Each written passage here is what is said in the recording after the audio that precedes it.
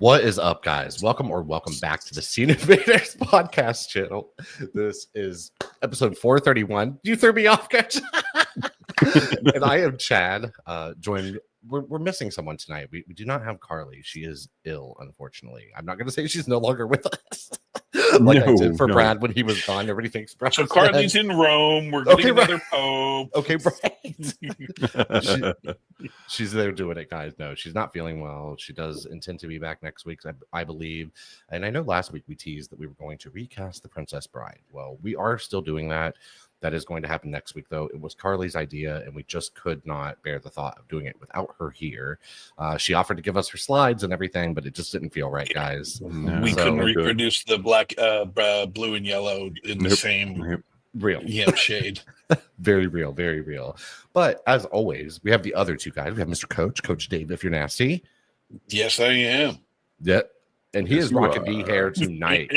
He let it down and out, and I love it. It looks good. And Mr. Brad from Canada. Well, how's it going, eh? I am not rocking the hair. I got mine all chopped off just because I knew Dave wasn't going to wear a hat tonight. Okay. I haven't had hair since I was 18, so I don't have a choice but to not rock the hair. So. And I know, as we mentioned a couple of episodes back, I think we neglected to mention it last week. We are still giving away $200, guys. We are on the way to 500 subs for YouTube. And we've changed the rules just a little bit. So once we hit 500 subs on YouTube, you could be eligible to win $200. Before, I believe we told everyone that they had to comment on every podcast episode on YouTube. Well, we kind of didn't realize how many there actually are out there on YouTube. So we felt that was maybe a little bit of a daunting task. Way too daunting. I mean, I wouldn't do it. Yeah, so it's just a comment on the latest video that we have. And of course, you have to subscribe to our YouTube channel and share one of our podcast episodes to social media, any social media of your choice. And that could be eligible for you to win $200, which who doesn't want $200, especially for something that easy? Okay, right, real. We're on the show and we want $200. So hell yeah. That's where we're at with it, guys. But yeah, it looks like tonight I'm going to get us started. Tonight's just going to be kind of a regular throwback episode. We are just going to talk about what we watched this week since we're missing Carly. We didn't want to do a special topic without her. So it's just going to be the boys, a sausage party, if you will. Just the boys. Lucky y'all. So tonight I am going to get started. I'm kind of getting back in the rhythm of things a little bit. I've been to the movies twice in the past week, which feels great, honestly, because I didn't go there for just a second, and it's my home away from home, so I was feeling a little out of sorts with it all. I'm a little late on this one, but I did get to see Thunderbolts, the newest Marvel Studios film. Directed by Jake Schreier, stars Florence Pugh, Sebastian Stan, Julia Louis-Dreyfus, and just everyone else, and all kinds of people. David Harbour. Ooh. And this show stealer. Movie scene stealer David Harbour in this one. I saw it a couple weeks ago, and he continues to be my favorite thing about the movie. Yeah, I am going to agree with that 100%. I kind of went into this one. I was looking forward to this one. I've been in a little bit of a rut with Marvel. I think a lot of people have, and they've been hit or miss for sure. Whereas I feel like they used to always be consistently hit. And it's just gotten a little stale feeling to me, just a little bit. But I still look forward to this. Honestly. Yeah. I mean, the cast is amazing. The cast is great. Yeah. And I was like, please don't be Captain America, whatever the newest one was called. I really didn't like that one, guys. So I went into this with some hopes. Chris was also very excited for this. And I really liked this one, man. I thought this was extremely entertaining, very fun. It had a lot of heart, and it just was. It's one of the better Marvel offerings, I think, of late, for sure. And which is such a good time with it. That's actually sad to say, because we're not even gonna lie. Endgame was the peak. It was the crescendo of a very good run. And once you hit that peak, you have nothing but valleys. And I feel bad for the crew that had to follow it. And I've still been feeling bad for the crew that's had to follow it, because that was an ending. I mean, it was kind of in the name, end game. Yeah, real. They could have completely stopped and maybe, you know what, let it marinate for 5-10 years. Mm-hmm. And then, okay, we'll start it over. And then you're not going to have that many eyeballs on you. Right. But it was 6 months later, they said, well, let's keep it going. Yeah, and you're like, absolutely. No, I mean, I love Tom Holland and I love the fallout from what they did with the Spider-Man movies. But then Doctor Strange was a little lame. And then Captain America, I enjoyed Sam Wilson, Captain America. But I think that might only be because I have recognition with the comic books. Sure. And it was just, you could have stopped. Yeah, and like Ant-Man 3 wasn't great. Well, I didn't love that one. What Marvel didn't realize, well, they realized what they had. They had something so great in Robert Downey Jr. Yeah. And but if you actually take him out of the equation, the Iron Man character is an asshole. Yeah. Like he's egotistic, he's crazy, but it's the what Downey gave him is something so lovable, and you just can't reproduce that. No, it's a once in a generational thing to be able to have somebody who is just not good or like has evil tendencies and characteristics, but a good guy. Yeah. It takes a lot to push him over the edge, and that's why you can't replicate that with like, well, we have Doctor Strange. He's the new Tony Stark. No, I agree. No, neither is Spider-Man, neither is anything, because this was grassroots Tony Stark. Like, you started, and he earned everything that he had, and you were along the ride. Along for the ride with him. And when his ride ended, you're like, okay, I'm glad it ended. It ended well. Yeah, they didn't drag. Like, well, we're still gonna do more. Like, you don't need to. Yeah, and I mean, but you did love the energy of the Marvel universe because it was just, it's for a lot of us, it's our childhood. Sure, and they did it right. Even though I felt a little bit burnt out, sort of with the movies, I still look forward to them because when they're great, they're great, and like I'm always kind of hoping for that like greatness. This I don't know if I would say Thunderbolts is great. But I did like it a lot. And for those that don't know, Thunderbolts, kind of for all intents and purposes, is sort of like Marvel's Suicide Squad in a way. It's like a ragtag group of people who come together who don't really have powers. Yeah, who don't really have powers. They're kind of just uber assassins in a way. And they have the power of friendship. Bitch. Yeah, the power of friendship. Yes. Good thing they had the power of friendship with that nutcase on the freaking team. But like after Deadpool and Wolverine, which was great for sure. It really was. This is definitely the best thing since then. I guess there hasn't been a lot since then, but that and like Deadpool are the two best in like recent memory for sure. And this left me excited kind of for another Thunderbolts. I know it says if you've sat through the mid-credit and the post-credit, and I said at the end of this movie, I said to Chris, I turned to him and I was like, whoever runs for president next gets my vote if they promise to eliminate mid and end credit scenes in movies, because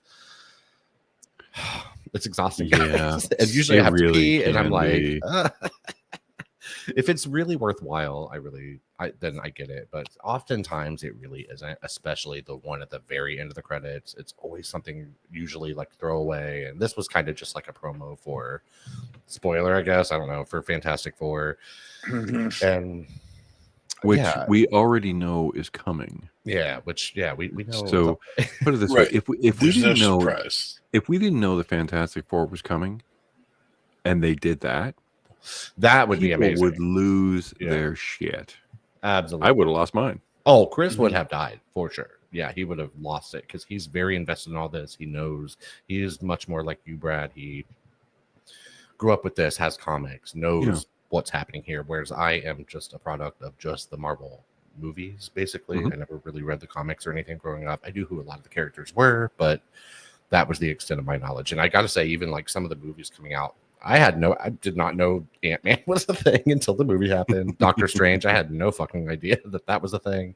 Yeah. So it's introduced me to a lot of stuff too. But yeah, this left me kind of wanting more. Like I would look forward to another Thunderbolts movie. I think the cast is great here, and they had a lot of chemistry and just they were the power of friendship. power of friendship. The power of friendship. But yeah, this is a recommend, guys, for sure. And I would say this is a buy and add it to your Marvel collection, and something that's very easy to just throw on and watch kind of at any time. It's kind of just an easy breezy time at the movies. It has some great action, girl. right? And it has some great Just action the man with the hair. and Florence Pugh. Oh man, beautiful. She is a goddamn gem. I love her. She can do no wrong. I'm going to agree with that for sure. She just comes off as so genuine. Yeah. It's like even a normal fucking person, like a regular. Well, that's if you follow her on like Instagram and stuff, she's doing like cooking things. Like, hell yeah. And you one were like, how the hell are you cooking, eating, and maintaining? Okay, right. But probably the same way I do. No, I'm just kidding. God, I'm awful. Fuck. But yeah, Thunderbolts, hit it up, guys. I know it's been out for a little while, and anybody who was probably dying for it's already been there and seen it. So I was a little late to this game, but good stuff. Very, very entertaining. And the other movie that I went and saw this week, I went to see yesterday, actually. And this is something that's been on my radar since South by Southwest, because I saw a lot of people mention the name of this movie. And nothing gets me more excited than a slasher and a kind of whodunity slasher. And that is what Clown in a Cornfield is. I'm sorry. Are you laughing at the name of the movie? I'm laughing at the title. I think the clown did it. Okay, right. The clown did it. Where was he? I think he was in a cornfield. Wait, I went to see who did it. What's it called? The Clown in the Cornfield. Well, I know where it was. Okay, right. I think I know who did it. It's just no. You know what? It is a great name. I love it so much. It equates to like snakes on a plane. What's it about? Right. A clown in a cornfield. Motherfucking snakes on a motherfucking plane. Very real, for sure. So, no, I'm not denigrating it or anything like that. Just whenever I hear that name, it makes me giggle. It's not a great. I don't think it's a great name, but it is kind of funny in a way. And I guess this is based on like a teen horror book, which I found out after the fact. I have not read this book, but it felt very like that, and not in a bad way. I thought this was very fun, entertaining. If I'm not mistaken, I think that the budget for this was like $1 million. It definitely looks like it costs way more than that. And this is sort of like Ty Sheridan's ranch, right? You got a cornfield, right? And this is, I would say, kind of in the vein of something like Scream in a way, where it is. There's like a whodunity aspect, like who's behind this and why. And basically, there are clowns killing people in this town. Teens, of course. If teens are in peril, I'm gonna buy a ticket for it, like pretty much any and every time. And that's exactly what this is. Teens trying to figure out why they're being killed and who and what is behind it and why. And I thought this had kind of an uncommon, especially I would say maybe like at this budget level and with a name like this and stuff like that, kind of attention to character here. It really takes the time to make you invest a little bit in like these kids and what's going on with them, and it makes them feel like real people and not just like fodder for murder, basically. Pastiche characters that are get mowed down. And I mean, there's a little bit of that to it. I mean, it's 90 minutes. You can only do so much. But I thought that they really did a great job in like making you give a fuck a little bit about what was going on here and become invested in what was happening. This is not nearly as clever as something like Scream is. And there's a lot of humor in this movie, very much like, I know I keep saying Scream, but like very much like how Scream infuses humor. I didn't think this always landed here. It does occasionally. So this is not perfect by any means, but it's certainly a hell of a good time. And if you like anything that I just mentioned, slasher, teen slasher, whodunit type stuff, I mean, I definitely highly recommend this. I don't think it's something you necessarily have to run out to the theater and see, though I do promote supporting the theater and especially small films like this, because like I said, it was made for $1 million, and I think a word of mouth has like made this travel a lot farther than probably it would have otherwise. I think people like it too. The title's fun, man, and the poster's kind of crazy. It's just kind of a creepy clown, and you kind of know whether you're in it or not at the sight or image of a creepy clown. But I thought this was very successful, and it felt just sort of like an easy, comfort watch in a way. Like if you ever find horror to be a comfort watch, which I do, this goes right into that kind of thing. It just had this very easy vibe about it. You too, Dave, right? Yeah, no, definitely not Dave. And I would say, I mean, I guess. No, I'm not even going to say it. Never mind. I'm just going to keep everything positive about Clown in the Cornfield. It has some negatives, but it's worth your time, guys. Absolutely, for real. And for me, I can see this absolutely being something that I would buy on sale. But I would buy it, and I would absolutely watch this again. And this would be a great thing to watch, like at a party with just some friends and some drinks and some snacks and sit and kind of have some laughs and just have some fun. I would say the whodunit. This is what I was going to say before. Fuck it, I'm going to say it. The whodunit element isn't that grand or exciting, and I thought it kind of like. Okay. By the end of it, I was sort of like, oh wow, that was sort of unnecessarily convoluted in a way, but it still is fun, and yeah, it's. He wasn't actually a clown. Okay, right. He failed from clown school. They're not actually clowns, guys. There are people under those masks. It's a mime. Okay, right. Mimes. Mimes in a minefield. Hit it up. Mimes in a minefield. Great. Okay, right. There's the sequel. Yes, this I'm going to write that. I'm going to write that. Not too many lines with mimes in a minefield. Okay, right.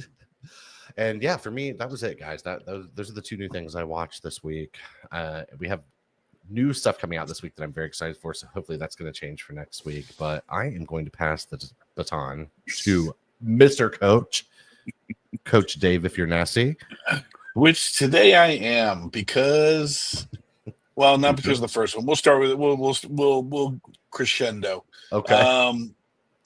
So it started with Accountant 2, Electric Boogaloo, and this was. It's always funny. It is every time. There is a great buddy movie in here. However, it's very strange how it is. It's kind of, well, Ben Affleck's still autistic, but he's coming out of his autistic shell, and okay, that's really not important. Can you do that? Basically, that's the kind of thing. I don't think you can actually come out of an autistic shell. Right. Like there's a thing where he's line dancing and hitting on women, and it's a weird thing. But the basic story is line dancing and hitting on women. Yes. I mean, like, he's an accountant. That's actually autism medicine. I don't know if anyone knew that. Sure. Yes. Women line dancing, yes. There was very little accounting going on in this. Not a number in sight, guys. And it was the John Barenthal, Ben Affleck, like the brotherliness of them was great. And it's like basically like the two of them go shoot some things up, and then it's I'm on the phone learning about where I'm going to go next. I'm on the phone learning, and it's just dialogue pushing. Sure. Where it's just like, blow some stuff up. This is why we're going to blow some stuff up. On my phone, it says we're going to blow. Like, it can get a little tedious at times. Like, what's the tone of these movies? Are they serious? I've not seen the first one. The first one was, and this is a little more of like, only the accountant can save us. Okay. So. It is a meh, but it's one of those, I used to have a term where it's like a TNT Sunday, where it's like, if it's Sunday afternoon and you're hungover and it shows up on TNT, you're like, they can blow some stuff up. I can fade in and out of consciousness, fall asleep, wake up, and not miss a beat. Yep. That should be the Accountant 2. I can nap to this. Okay, right. That's the tagline. They're like, there are many movies I like because I can nap to it. Yeah, it's not bad. It's just not great, and it's not as good as the original. Nothing special. They tried to take the best parts of the original and make a whole movie about it instead of like, well, it's the little parts that build it up. Okay. So. You don't go out to the theaters. It'll come everywhere. Like this it'll be on Netflix and it'll be rocketing up to number one. Mm-hmm. So we'll see. Brad is flickering in and out. Yes, he is. Yeah, my camera went all Flickering blurry out. for whatever damn reason. I'm trying to fix it. You got to see We that call beautiful that- mug, sir. Yeah, we call that a TNT Sunday. Okay, right. Next, forgive me how I'm going to pronounce this. It's Numas or Namas or it's the Italian word for grandmother. Not Okay. it's Nona? straight, but it's basically a nona. Nonas. I had read the article about this probably 10 years ago, where there is a little place in Brooklyn where they opened a restaurant, and from week to week, a different grandmother comes in and prepares the menu and cooks and all that. Okay. It's the idea sounds of getting amazing. very home style type thing, and this is a Netflix PG. Let's see, you have Susan Sarandon, you have Vince Vaughn, you have Yeah, just I saw nice. I saw the commercial for this. It looks kind of fun. Yeah, it's just nice. Yeah. It's like, oh yes, like, oh, grandmothers too can help out, and yeah, it's as nice as the idea of the premise Okay. of you want to honor something and all that, and it just works. It's very nice. This feels like another Sunday afternoon hungover. I could nap to this, like in a positive way. Hungover This is one of extravaganza. those, yeah, like if you want to feel a little bit better about the world, Okay. this is a good one. So we'll see. Next up is Next to Normal. Okay. This is so I was curious PBS about put this out. It's a pro shot version of the stage musical. Mhm. And they put it out for free in their Great Performances Okay. series. Now, I have always been, listen, I have several tote bags. I have always donated to PBS. I keep an active subscription because I kind of believe in what they do. The whole idea is bringing the arts and culture to those who can't necessarily afford it. Sure. So, like, Great those cause. that don't live Nothing in wrong New with that. York, can't necessarily see these things. And by the time these theatrical plays roll out to us, you're the seventh or eighth understudy. Mm-hmm. Very real. Yeah, and you've already been inundated with the actual Broadway-ness of it, like between headlines and everything. You pretty much already know what to expect Mm-hmm. when it comes to it, and then Right. it just kind of rolls to it, and you do get the people still complain that they didn't see Cats with the original cast. Right. So, I mean, No Yeah, pro shots of that. Yeah, there's tons of that one. Man, I think that created the pro shot. It's if you're in Omaha, you're not going to get Lin-Manuel Miranda and No. Daveed Diggs.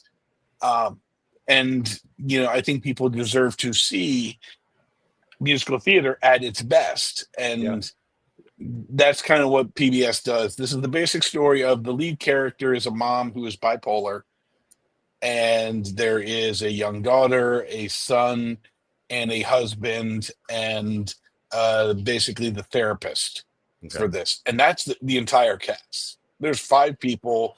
Okay. There's basically one stage that is slightly altered at times. And it has a very Rent feel, where you have electric guitars and drums and a very progressive soundtrack and stuff like that, where like it's not like horns and timpanis and stuff. Sure. This is an actual just huge gut punch. Anybody who, listen, we've all had someone in our lives with mental illness, Mm-hmm. and this encapsulates it so well of what it's like to either have or live with someone. Sure. And it's very raw, it's very real. Where basically, almost the daughter is kind of the main lead, where she's almost ignored because of the mom's disease. Okay. So like we're always treating mom, we're always trying to fix mom, and Okay, there's I get all that. these other things, Sure. type of thing. Yeah. And there's just some heartbreaking songs. Okay. But like you're just sitting there, like you're tapping your toe and you're just feeling your cheeks get wet. Yeah. But in the right way. Yeah, sure. Like it's just so good. And it's one of those like is currently free. Like right now for till July 1 on PBS's website, you can watch this for free. Okay. I'm definitely. And it's one of those things. Yeah, it's Chris really and I will amazing. be watching this for sure. I know. Yeah, Yes, check this out.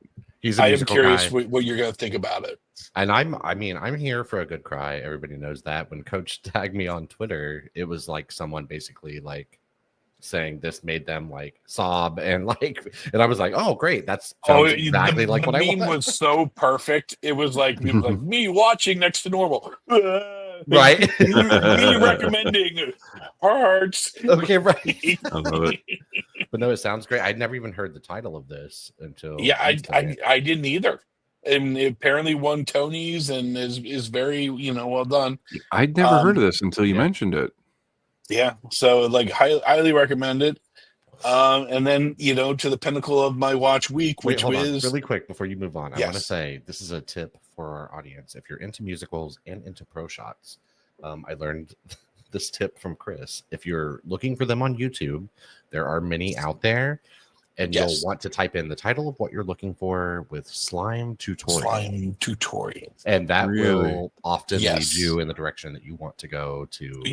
You will not be in a pro shot. Yeah, there are some, but you will most likely be in an amateur shot. Yeah, and there's definitely a lot of that too. That's how I watched Wicked, the full musical. That's how I watched Beetlejuice the musical. Oh, okay.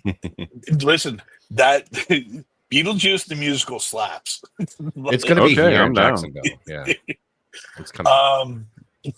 So, other than that, the pinnacle of my watch week was, and I actually, Brad and I were trading back and forth a little bit, is Wick is Pain, which was the documentary of the making of, the creation of, and the origin of John Wick in all the movies. Yeah, you and I, when we discovered this was coming out, because John Wick is my favorite franchise. I love it too. It's hard not to be enamored with everything that goes on with Wick, but then you dive into what it cost everybody. And this is, I'm so fucking surprised that anything gets made. anything you've watched, from a blockbuster movie to a goddamn 2-cent commercial, between like the bureaucracy and the bullshit, how does anything get made, let alone something worth watching? Sure. Especially if it's a new IP that's not already known or attached to something else. They tackle that as well. I mean, when they have mandates that Hollywood hates beards, so shave your beard, Keanu Reeves. Right. And he said, well, if I shave my beard, I'm Neo. Yeah. And they said, well, okay, shave your beard. So they had him clipping his face one grade at a time with a number 3. Anyone get their haircut? Number 3 on the sides. Yep. No, too much. Okay, number 2. Yeah, still a beard. Number 1. Right. Still kind of a beard. We'll see. And just the hoops they had to jump through, especially for people that are untested. Sure. Oh God, right. The 2 stunt coordinators turned directors that have a long tail in Hollywood, but as stunt guys. Yeah. And they said right out loud that, listen, if you want glory and you want the spotlight, you don't become a stunt person. Sure. No. God, you're supposed to fall into the background. Mm-hmm. And that really hurt them, because when they presented this, they says, well, you're just kind of stunt guys. Sure. But I think that's changing because I think the Oscars are now like it's official that there's going to be a stunt category at the Oscars. Well, we talked about that months ago. Yeah. That it could potentially be dangerous because now you got people wanting to do stunts for Oscars versus stunts for story. But who knows? And honestly, then there's just Tom Cruise. Yeah. Okay. Right. Exactly who I was thinking of. Yeah. Tom Cruise and Jackie Chan. They have all of them. But honestly, seeing the mentality of the stunt performers and the stunt guys turned directors, they're so damn humble. They're small, and they want to see big things happen. And I didn't know. I cannot pronounce the gentleman's last name. Chad Stahelski.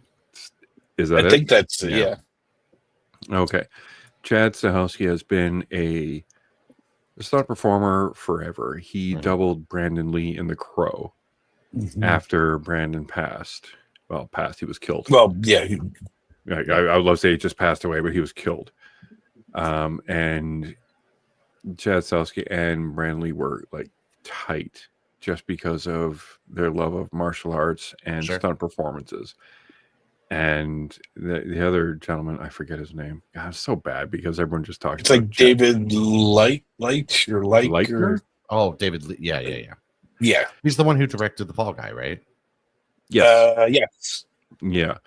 And of course, stunt guy directing a movie about stuntmen. But just seeing like this covers all 4 of the Wick movies, from getting it made to okay, we got it made to you can't kill the dog. Right. What do you mean you're going to kill the dog? You can't kill the dog. This is a movie. You can't kill the dog. Nobody kills the dog in Hollywood. That's a motivation. Every single person who's seen that is what was discovered. That test audiences were like 90% of the women said, okay, yes, go kill everybody. Yep, absolutely. 70% of the men said, okay, yes, go kill everybody. But it was just like, this is a motivational tactic that's going to work, and they did not want it to happen. They got their funding pulled, and then a lovely benefactor actually got them going again. After like they took pay cuts and Keanu took cuts, and because they just wanted this story to get told. Yeah. Well, they believe they had something, which they clearly did. I mean, we're on movie 4. There's a spinoff coming imminently. Like it's almost out. But it's like you had 2 first-time directors that are working together, and it's like, listen, we all work together, and we don't always agree, and we wanted to do this, and this person wants to do that, and like, it was fascinating. All of the back, and then after the first one, they both went their separate ways. And one just kept creating Wick, and the other one, you had Atomic Blonde, and like you had all these other huge movies too. I love Atomic Blonde too. But when you see the fingerprints that these guys have had on everything, and the way they train their actors, and even how they took note from other established performers, like Donnie Yen. They had a whole sequence set up, and he said, "No, that's boring. we need to change that." And Chad's like, "What do? Argue with Donnie Yen?" Right? No, he's done this since he was like The Godfather something. Okay, real. So he said, "So you have to be adaptable." And I think that is the key to being a stunt performer, is being adaptable. Try this. Sure. Well, can we do this? Can we make it higher? Can we make it faster? Do we need to make it higher, faster? What's going to tell the story better?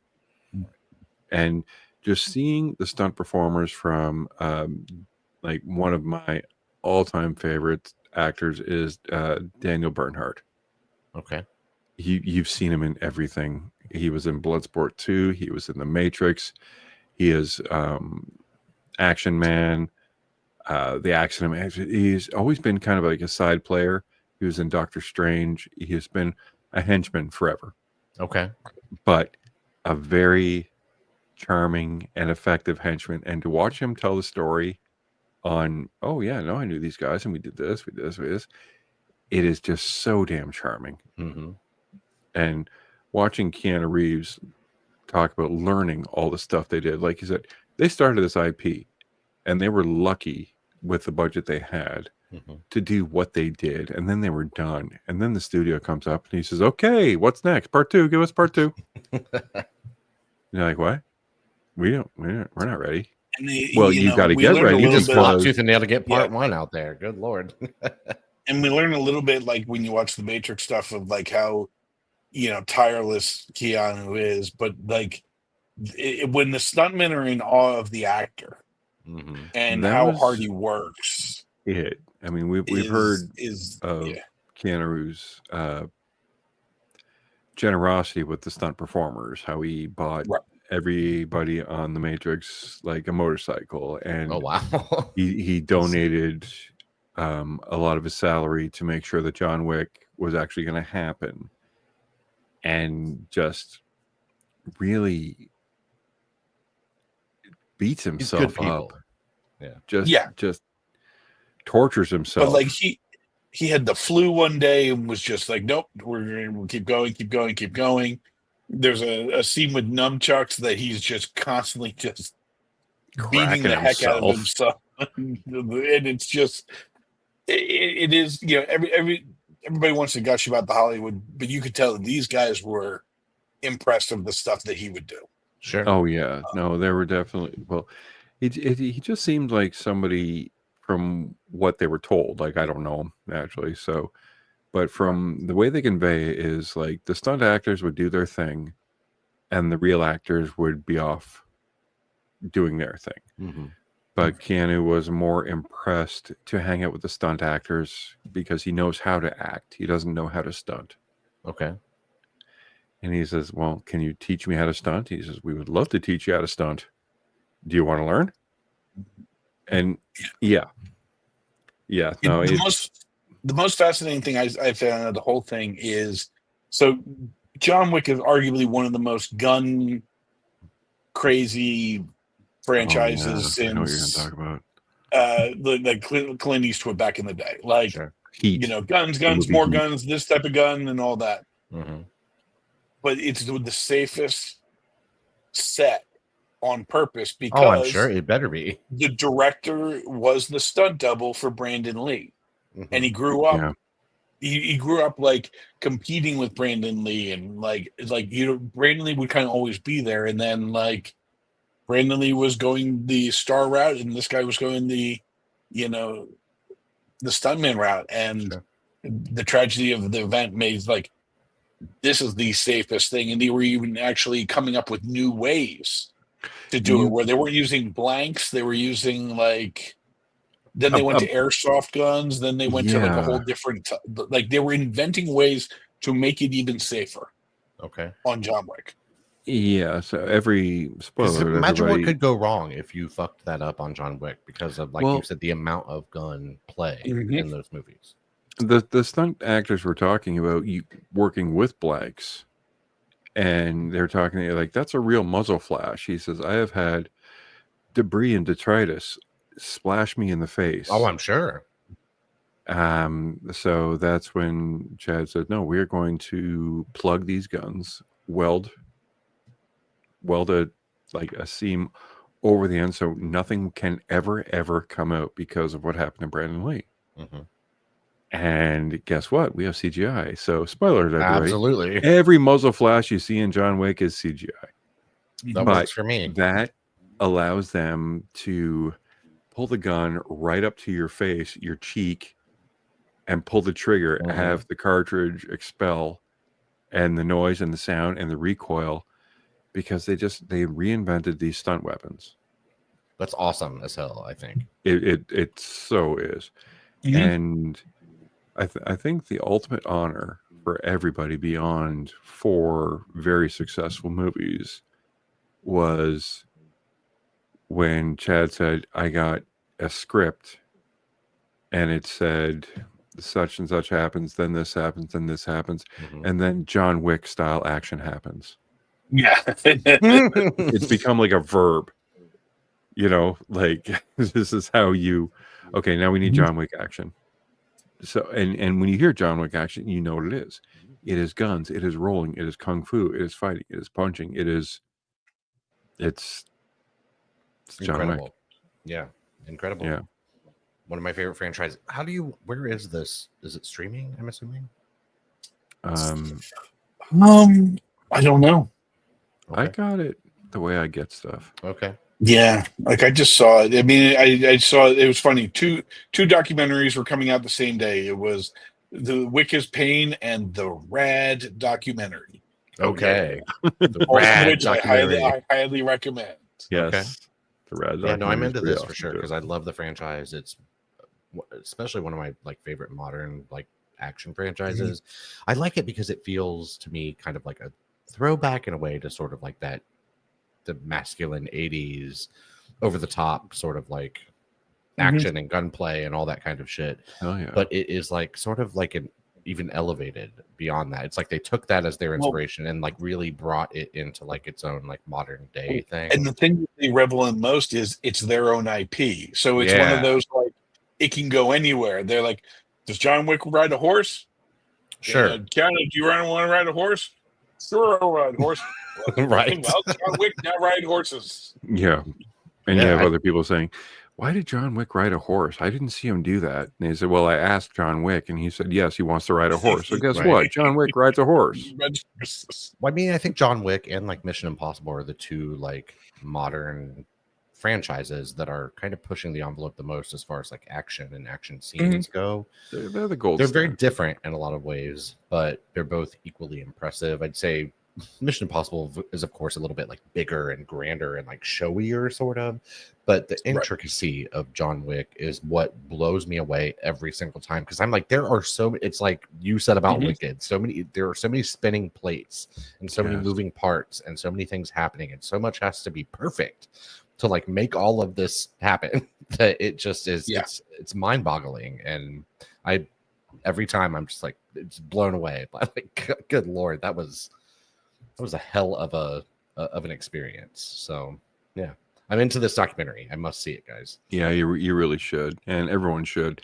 Not just if you're a Wick fan, but just a fan of actually seeing how the sausage is made as far as the politics of film and shit. Yeah, the movies, the budget, the actors involved, and everything. It goes to show you too, in a way, how hard it is to get something that is not already established up and off the ground, because studios know that movies that already have a name out there are going to bring in some money for them, and they're we talked about the Marvel movies, and they are waning a little bit, but and they're so unwilling. Studios are so unwilling to take a chance on anything because they want guaranteed money.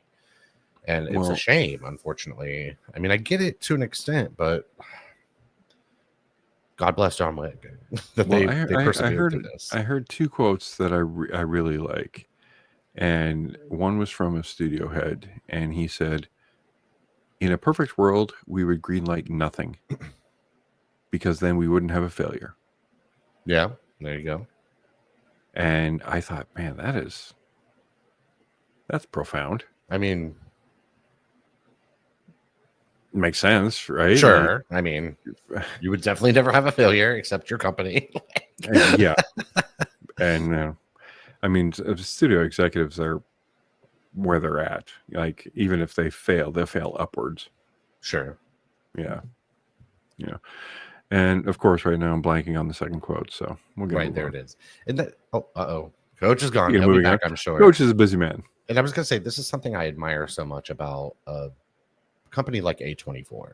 Their movies are hardly blockbusters for sure, but they are willing to take chances. They're willing to put stuff out there that they take chances. It's not IP stuff. It's original filmmaking in every way, and I love that they do this. I get sort of why bigger studios are a little less willing to do that because they're much bigger. They rely on these blockbusters, which A24 has never had a blockbuster.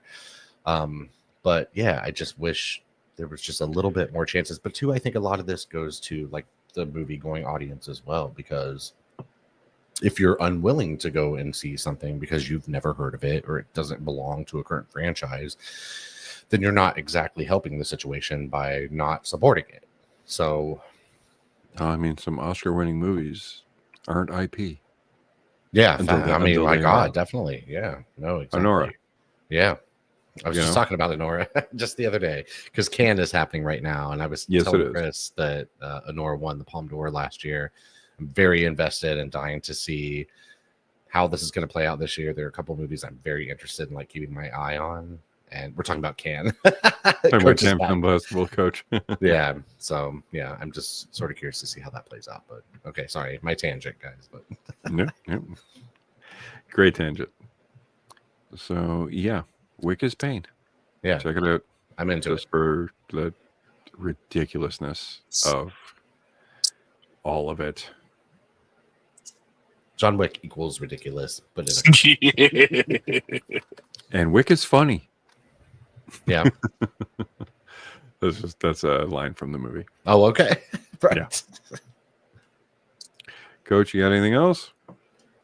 I mean, that's my handoff. You can take the baton and run with it.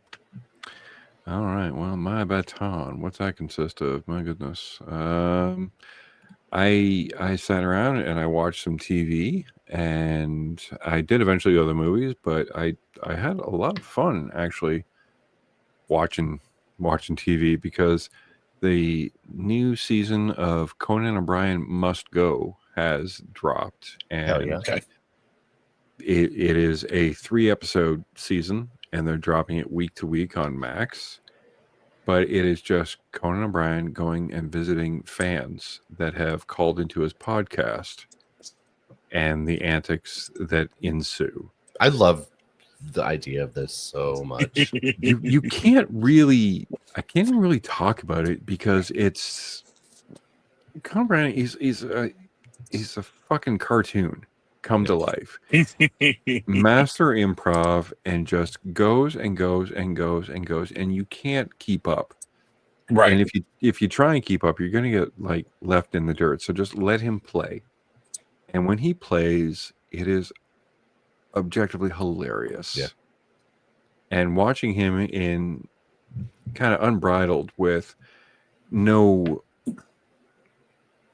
censors, I guess be the best way to say. I mean, there's cursing, there's I guess just big cursing, but it is always funny watching someone who was on TV for 28 years watch his P's and Q's and now being able to curse. Not that he curses a blue streak or anything like that, but it's real. Yeah.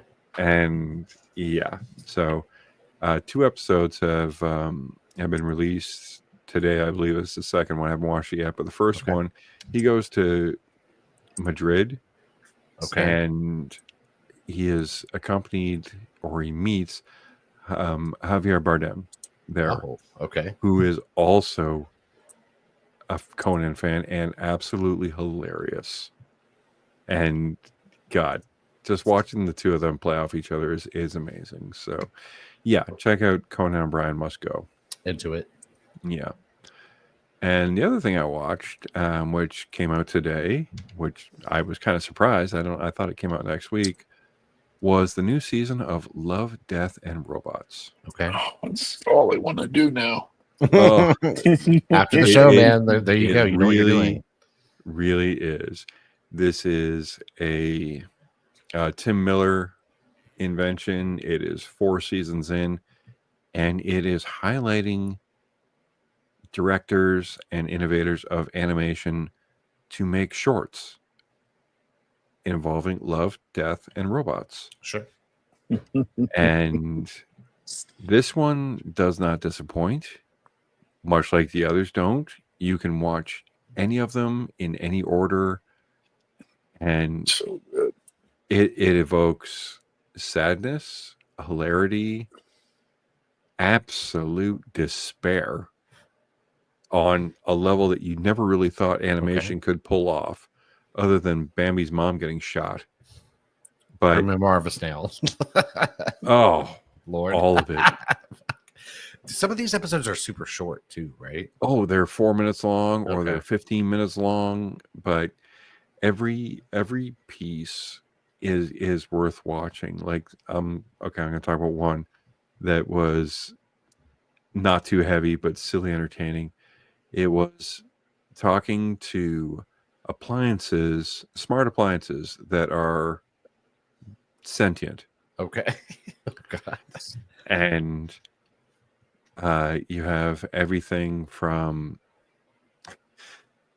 the thermostat of a feuding couple to a shower head that complains that their owner, she hasn't had a date in 6 years. Oh, wow. Oh, my God. And I just want to be friends kind of thing.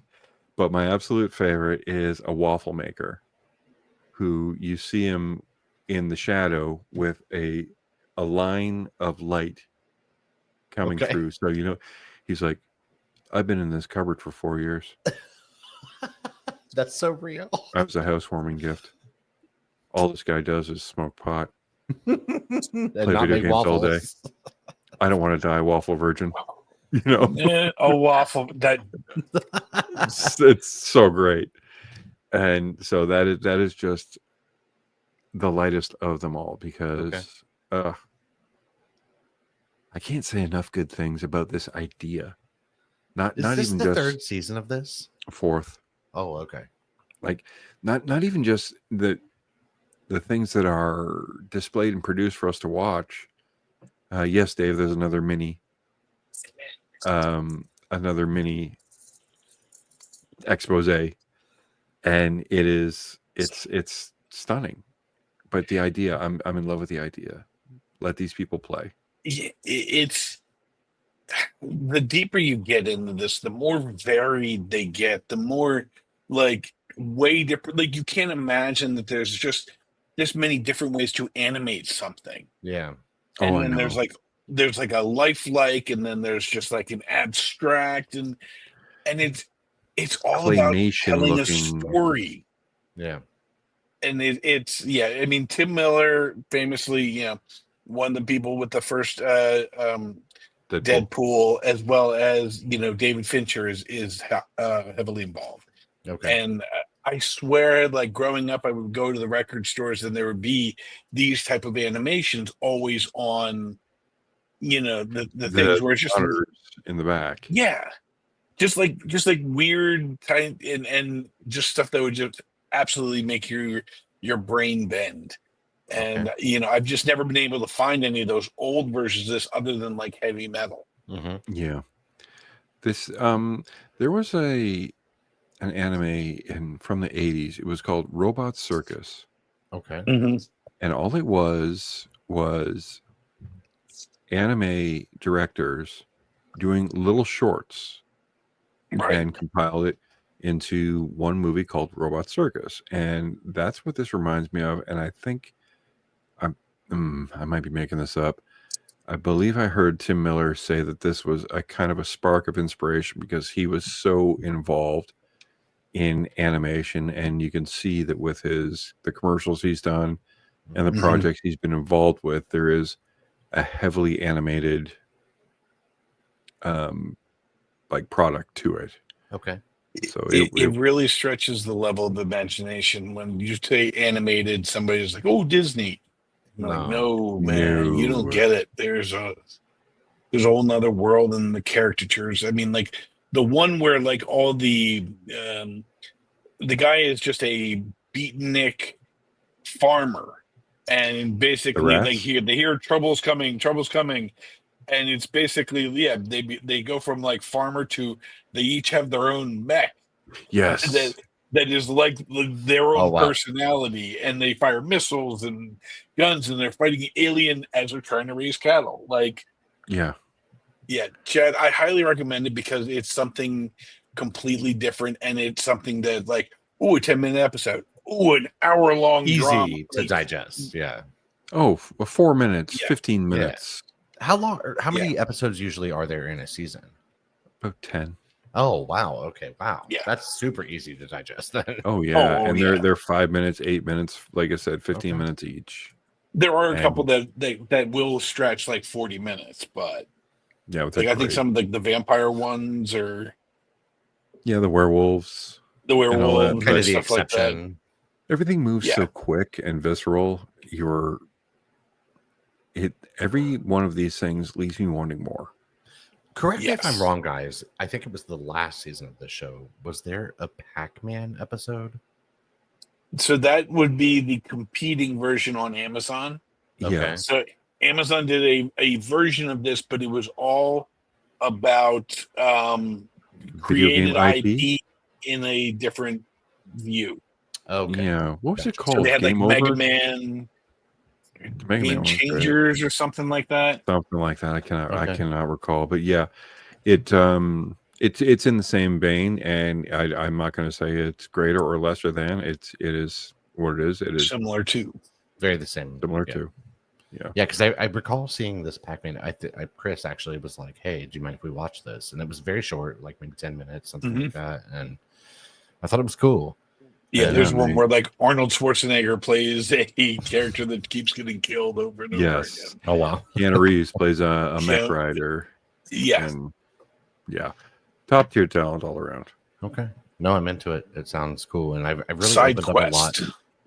Side quest. Okay. I've opened up a lot more to. I've never been like a Dan level block with animation for sure. Like I've always kind of appreciated it. Anime, I think, is still something I've never quite fully grasped in a real serious way. Like there are things that I like, but anime in general is not usually my favorite. Well, and I think animation opens up the possibilities of the stories that you can tell, and I think it's incredible. Anime looks beautiful. Mm-hmm. The stories, for me and my North American brain, I cannot grasp mostly. Okay.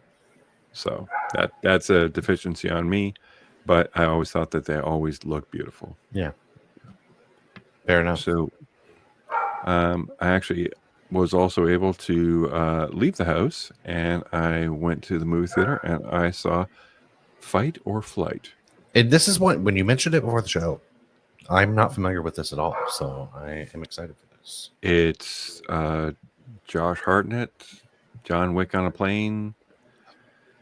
Sounds kind of fair, and that is kind of what it was heralded as, John Wick on a plane. So you have Josh Hartnett, who is a disgraced Secret Service agent, who works for a higher level security spy agency, kind of not even really spy, just a higher level agency, and he is tasked with discovering and delivering a terrorist known as Ghost, who has got on this airplane and to get his life back because he has been blacklisted. All he has to do is find and accompany this terrorist. Okay. Now, naturally, you find out the terrorist isn't all of what it is cracked up to be. Okay, of course. And Josh Hartnett is also on this kill list, and the entire plane is full of assassins. Okay. Oh dear. Sounds like Bullet Train, kind of. That's kind of what I was going with. Yeah. But just not as good. Okay. And not just because Brad Pitt and the cast. Yeah. I love Josh Hartnett. I love it. Oh, like this movie. It's a high bar for me because there was it looked like there was 10 or 12 different movies that were compressed, thrown in a blender to make one movie. Okay. I'm not just going to say action comedy because there was a lot of comedic elements and there was a lot of action, but it just it didn't land. It didn't land for me, and I hope it landed for other people because God, Josh Hartnett is so goddamn charming. Yeah, he is. He is charming. He is funny. He is adorable. You could take him seriously as a soft romantic lead or a hard action hero. I feel like we're sort of in his renaissance right now a little bit, but he needs like a real one. Like he needs like he a really movie to like does. truly like bring him like back. Yeah, it has. Well, he was an Oppenheimer. That I think that kind of sparked something. Sure. Trap. I mean, that was a popular movie for sure. He was good in it. He was. He was good in a bad movie. Sure. And this seems to be the same. He is good in a bad movie. Okay. But I don't want to say. But it's hard to even say bad movie because I just think it was a little too sporadic, too mismatched. Okay. For me. Whose dog is that? That's big. Sorry, he's downstairs. Okay. I thought it was my guys. dog. So that's what I don't mind. I don't mind. I was just like, is that my dog? Sorry, guys. Do I have a dog? We have an unhappy Roo downstairs. No one's John Wicking the dog. Don't worry. Don't worry, anybody. No, he's fine. Yeah. He's probably seeing something outside that. Oh, I'm not worried. I don't. And then the other one's in my lap farting on me all night. So well, we're not hearing that. Okay, that's good. But yeah, no, like I said, it's a solid. It's a high borrow, but just not a buy. I don't think the movie's figured out what it's supposed to be yet. Okay, but it wasn't a bad time. So whatever ring Did it endorsement feel that is, cheap. That's what I'm curious about. No. Okay. No, the money was spent, and it is on screen, and it wasn't like we have problems, let's throw money at it. Sure. I don't know how to explain why it didn't feel like it should have. Okay. So yeah. But maybe this would have been a appropriate straight to Netflix. I think this could have been. Well, you see, I was thinking about this. I don't know why this was in Netflix and Extraction wasn't on the big screen. Extraction should have been on the big screen. You know? I'll stand by that forever. The second one, especially, that was big screen entertainment. We all know that there's politics behind this, so we really have Sure. no idea why anything gets made. Ask the John Wick guys. Sure. Okay. Right. Real. And I mean, Netflix is a juggernaut, and I mean, they've got money to throw at shit, and of course they want to keep it exclusive. But honestly, they did this Love, Death, and Robot things that I really love. Yeah. And see, that's the kind of thing too that I think would be cool. Like, especially with the length of the episodes, you could show the entire season in a single theater sitting, like very easily. I would go. Could you imagine? Oh my gosh! I have imagined. Why don't you put this up? He's like, I'm currently imagining. No, it's one of those like I'm like, okay, how much does it take to rent out a theater and just hit play? Oh, right. $8. I wish. At least $8. That's kind of one of like my weird like fantasies or whatever for a birthday, to like rent the theater, have friends, you can do it.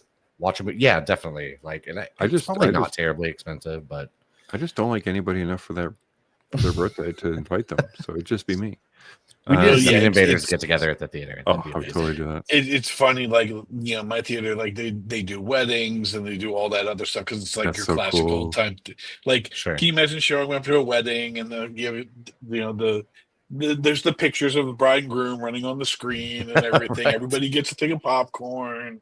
Cool. Their name is on the marquee outside. Like, yeah, it's kind of been a big thing for them recently of doing a lot of weddings there. I could see that's really badass. My wedding turning out. I could see me being very into that. Yeah, it's fun. I'm sure there has to be some art house theaters near you. Oh, for sure. And interestingly enough, since I've lived in Jacksonville, it's going on 5 years now. I've never explored what's here in an art house theater. Interestingly enough, like I've been an AMC A-list member for so long that's you've got homework. The only theater on my radar. You've got homework and report back. Make a short out of it. Okay. Oh my God. Right. Facts. Hell yeah. Very facts. And I'm in Florida. We should have drive-ins too, but I don't think that's a thing, unfortunately. We got drive-ins here. I love it. I love a drive-in. When I lived in Columbus, Ohio, there's a drive-in on South 23. Anybody in Columbus, you gonna know what I'm talking about. I imagine it's still there, and that shit was the bomb. Go and see you a double feature. They had 2 screens. One was like a family-friendly double feature. One was not, and snacks were like affordable, and it was just awesome. Like, imagine that there was this like magical feeling about all of it that was a true throwback, and yeah, I loved it. That was so much fun. Oh, you have a Ritz. Oh, what? I don't know. The What that Ritz is. Museum. Dave's doing research for you. Okay, right. He's finding out what's emailing up. you a map right now that you must adhere to tomorrow. So the Ritz Vlog is kind incoming. yeah, well, no, like so the Ritz is kind of like a modern day version of the classic, the Majestic. If you think like the Jim okay. Carrey Oh, no movie. way. So like the Ritz is primarily in the city. Is a lot like in Philly we have a bunch of the Ritzes too. And it's like that's where the art house stuff and Rocky Okay. Horror Picture Show and stuff like that. So yeah, they do some cool stuff there. I'm into that. I love it. Learning more about my city from people who don't even live here. Yeah. To be fair, guys, I've never really be there explored. for the Luther Vandross Forever for Always, but you know, some people might. Well, yeah, maybe. If you're doing that, good on you. That sounds like a great time for you. Yeah. Lion King Jr. is there. You know, there's. I mean, when I lived in Columbus, I lived there for so long. I was used to everything. I knew where everything was. I knew what was going on. I knew all the cool stuff. And since I've lived here, it's been such a weird experience because the pandemic and just life and all of that kind of shit that it's kind of created this weird. I just don't know anything about the city I live in for the most part, other than like a couple of select neighborhoods and that kind of stuff. So I've got a lot of exploring to do. And I feel like that is something that's coming. So cool. I hope so, at least.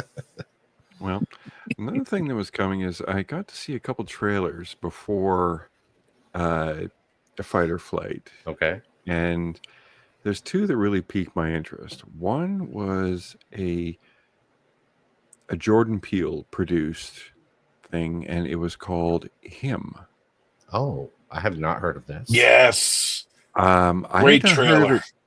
And it's fantastic trailer. I think there should be a category for the Oscars of best trailer cut. Okay. Honestly. That doesn't show you everything. Yeah. That doesn't show you everything, please. Yes.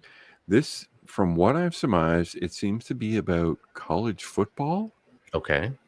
And I love a sports movie. This might not be I don't know what this is. Yes, it is. It's basically like a star athlete sells his soul to the devil. Oh, but does he? That sounds amazing. But does he? Because it kind of rolls into the cult mentality of collegiate what sports is of collegiate sports. What are you willing to do? What are you going to achieve? How can we help you? What are you going to sacrifice? Oh, wow. Yes. And from, I don't know, it has like little subtlety things of when you're a star player, say at a football run school. Sure. The sex that you, everything the sex that you will have, the opportunities that are just given to you, that possibly the drugs that you may need to ingest to perform at what the school needs you to. Sure. And at that level to maintain that stardom. But it is steeped in a bit of gore and blood and fast flickering movements. At least the trailer is. Okay. But I love this trailer because if the movie is like this, I'm going to need a nap afterwards. Okay, right. Because it is white knuckle. That sounds amazing. Oh, I'm already so into this. Oh yeah. God. Seriously, once this is done, just type in Him. Okay. Okay, Jordan Peele, Him. I'm not even sure who the director is because they really highlighted Jordan Peele, actually.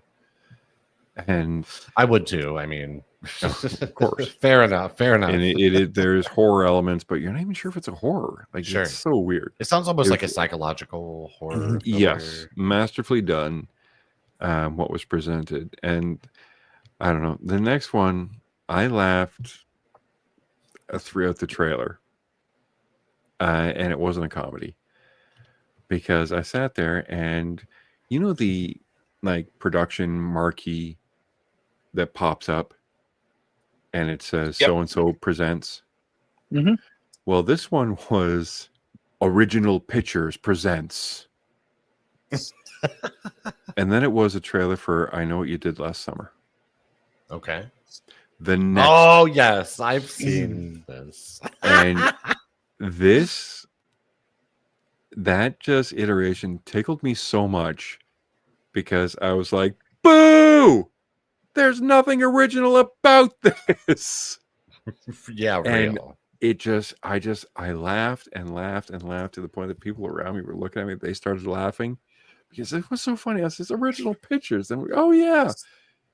Like, I don't know. I know what you Product did last summer. placement for this was just poor. Right.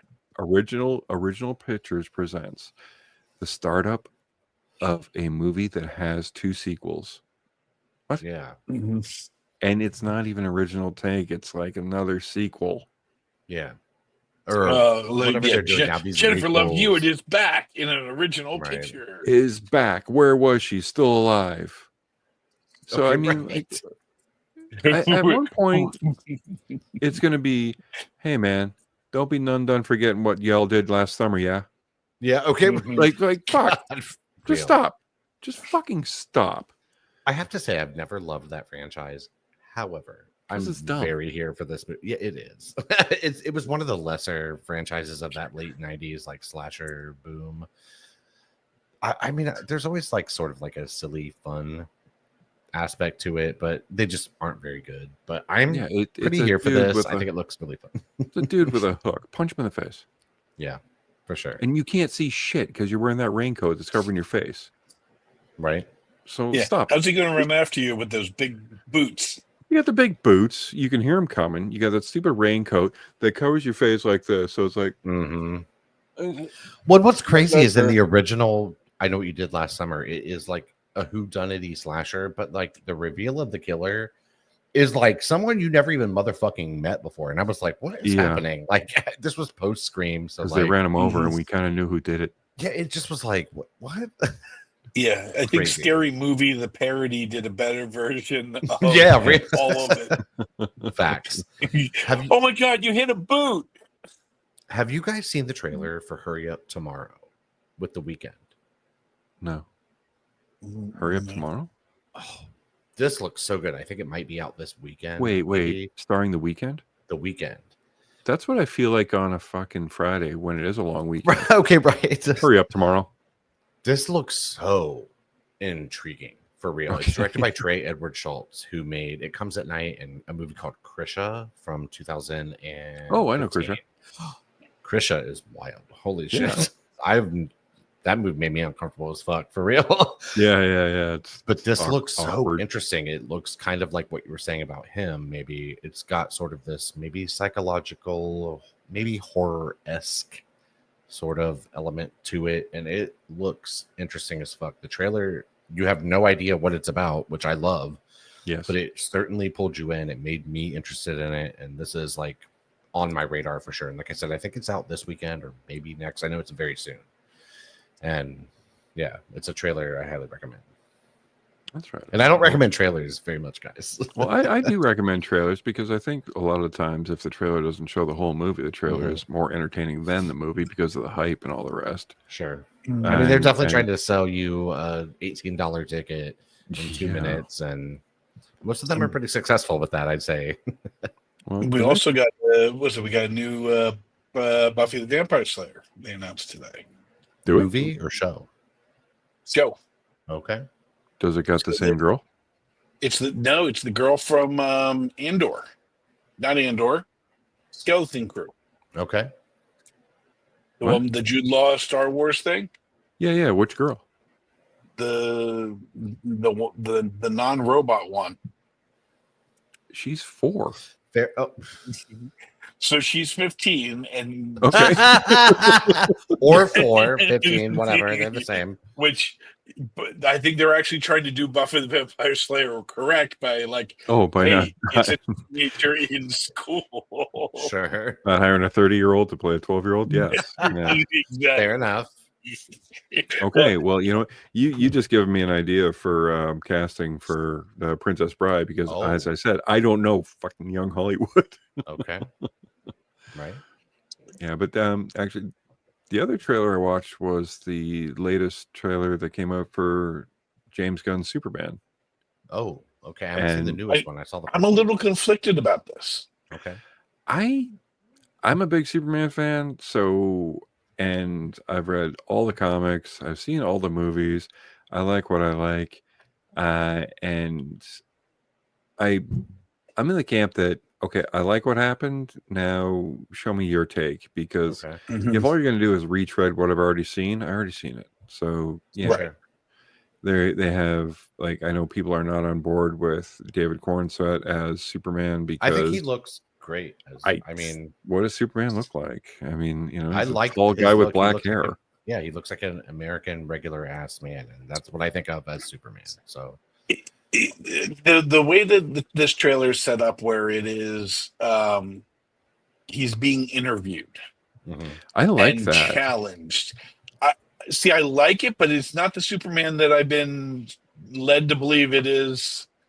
Like in the prior trailers, it's not the Superman that I have been led to believe.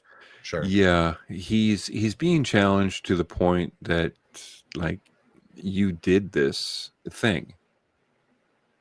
Did you get permission to? And he's almost to the point, like, I don't fucking need permission to. Yeah, I'm Superman. I'm saving lives. I stopped a war. And that's what he's basically is saying, fuck you, I'm Superman, without saying it.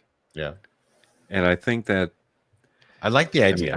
How do you not rub people the wrong way when somebody declares something like that, even if it is true? Sure. Right. I mean, you got the dog, you got a myriad of other superhumans in this, and I'd say the internet is split, but you can't even tell anymore. There are people who are going to be programmed to hate this no matter what. People who love Zack Snyder are going to hate this, and I love Zack Snyder, and I don't hate anything. Right. Brad is especially a fan of slow motion wheat cutting. Wheat cutting, if you can do that in slow motion on a rebel moon for 2 hours, I will watch. Okay, right. And make fun of it in every podcast I can, because but I love Man of Steel and I love the Justice League and stuff, because I grew up with these freaking characters, so they have a special spot for me. Did you like Batman versus Superman? Yeah, I did. Okay. Yeah, I did. Okay, now here's something I saw it once long ago. So I've told people this a bunch of times, and I've gotten in plenty of arguments. Ask me if I like that movie. Yes, I love that movie. Ask me if it's a good movie. No. Okay, there and I didn't say it was a good movie. I said I liked it. Yeah. So I can do that. So I'm the worst fan ever, because guess what? I loved the freaking bad Star Wars movie when Luke got shot but wasn't really there. Sure. You know? I mean, spoilers. Last Jedi is one of my favorites. Yeah. Yeah, but you know what? I loved it because he brushed his shoulder off and looked badass. I'm like, I'm down. But this. I didn't. Is that the one with BB-8 in it? Yeah. One of the three. Yeah. One of three. But you know, I'm thinking of the first one with the girl and BB-8. So they're both in that one. But Force Awakens. Second that's the one I really like. Okay. Yeah. I think that's the first one, right? But I mean, second one. Well, no, Force Awakens first one. Force Awakens first one. The one Jedi, we're talking about is second. Gotcha. And then Return of, I don't know. The Force Awakens. Force Awakens. The Force knows what you did last summer. The Last Jedi. And the next Beekeeper. one. The Beekeeper. The Mechanic. Over the Mechanic. Yes. Real. Yeah. Star Wars. The latest. That wasn't a TV show, but it wasn't a movie either, and it was that thing. Remember? J.J. Abrams was there. Werewolf Hunter. Fan service. Fan service the movie. Fan service the movie. Taylor Lautner was there. All very. Brad, can I ask you a question? I want to go back just briefly because please. It blipped on my thing here. And in Love, Death, and Robots, how is the Red Hot Chili Peppers segment? It's directed by David Fincher. Do you want a little spoiler? I do. No. Oh, no, okay. Chad does. Yes, and I do too. Okay. First of all, it's stunning. Okay. We like that. It's you dance. Okay. Fair enough. And it's CGI, but if they were all, and I mean everybody, string marionettes. Oh. Okay. And if that doesn't make you watch it, It moved. Nothing will. Right. So we have animated marionette puppets of Red Hot Chili Peppers performing their music directed by David Fincher. Sounds fun. Jeez. And okay, I mean, I know what you're doing tonight, Coach. And it's the first episode. Oh man. Oh. Like it But checks you don't have all to watch the them in order. boxes, and then like it creates a box that makes a bigger check. And then it puts everything else in that already checked box because it is already perfection. And I loved it. Okay. You know, if I didn't like you guys as much, I would seriously just like it would have been funnier if I just went away. Okay. He's out. Well, we're gonna sign up now and watch all these things because they're definitely worth watching. Type in the Superman trailer if you really want to watch something original or not original. Yeah. I still know what you did the other summer with that thing with that guy. For sure. But seek it all out. Right. And like I said earlier, guys, next week, I know we teased Princess Bride for this week. It's not happening this week, clearly, but we are doing it next week as long as everything goes well and Carly is back. And hopefully her illness doesn't stretch into then. And but we'll definitely be back with that next week. And like I mentioned earlier in the show, we're still giving away $200, guys, when we hit 500 subs. Comment on our videos. Follow us on YouTube. And share any of our episodes on social media of your choice, any social media. And you can be $200 richer for just those simple acts because we need to build our video audience for sure. Yeah, help us reach 500 subscribers and you get paid for it. Yeah, facts. That's it. All right. Does anyone else have anything they want to say before we get the fuck out of here tonight?